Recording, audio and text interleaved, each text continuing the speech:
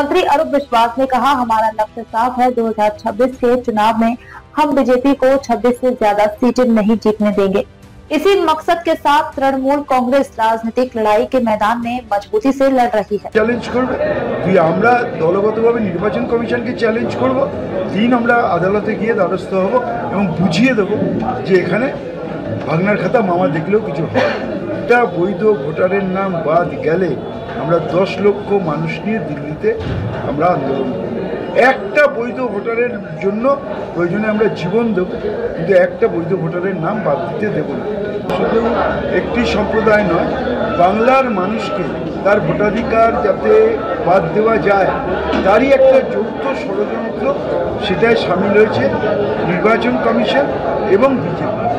তাদের মূল লক্ষ্য হচ্ছে যেন বাংলায় ক্ষমতায় আসে।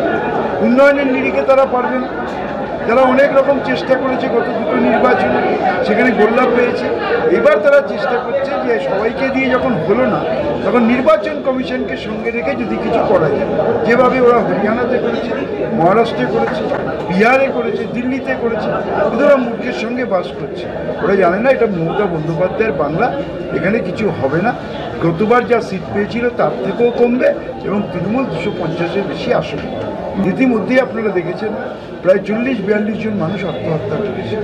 যে কাজটা 2 বছরে, সেই কাজটা 2 বছর 2 মাসে করতে গিয়ে আজকে এতগুলো মানুষ